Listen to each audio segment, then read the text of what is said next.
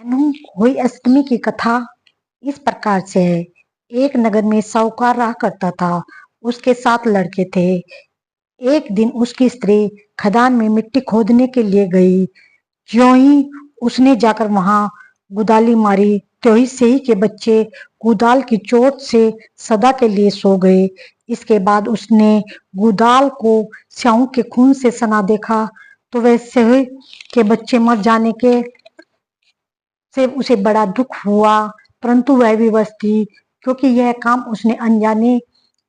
उससे अनजाने में हो गया था। इसके बाद वह बिना मिट्टी लिए ही खेत करती हुई अपने घर आ गई। उधर जब से अपने गुरकाल में आई तो अपने बच्चों को मरा हुआ देखकर नाना प्रकार के विलाप करने लगी और ईश्वर से प्रार्थना की कि जिसने मेरे बच्चों को मारा है उसे भी इसी प्रकार का कष्ट भोगना पड़े। तत्पश्चात सेह के श्राप से सेठानी के 7 लड़के एक ही साल के अंदर समाप्त हो गए, अर्थात मर गए। इस प्रकार अपने बच्चों को असमय काल के मुंह में समाये जाने पर सेठ और सेठानी इतने दुखी हुए कि उन्होंने किसी तीर्थ पर जाने का फैसला कर लिया।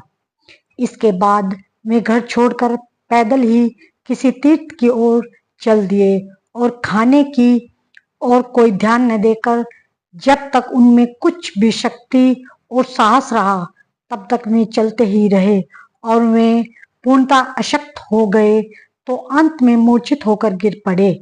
उनकी दशा देखकर भगवान करुणा सागर ने उनको मृत्यु से बचाने के लिए उनके पापों का अंत किया और इसी अवसर में आकाशवाणी हुई कि हे सेठ, तेरी सेठानी ने मिट्टी खोदते समय ध्यान न देकर सेह के बच्चे को मार दिया, जिसके कारण तुम्हें अपने बच्चों को दुख देखना पड़ा।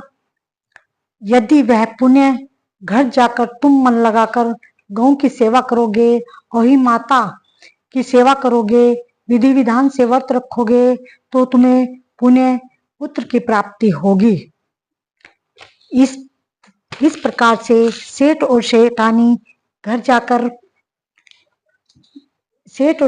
ने घर जाकर 1 वर्ष तक गौ की सेवा की और विधि विधान से व्रत किया।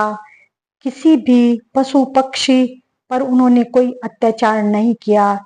इस अगले वर्ष उन्हें संतान की प्राप्ति हुई। उन्हें 7 पुत्र प्राप्त हुए। जैसे भगवान ने उन्हें संतान की प्राप्ति कराई, ऐसे ही परमात्मा सबको कराना।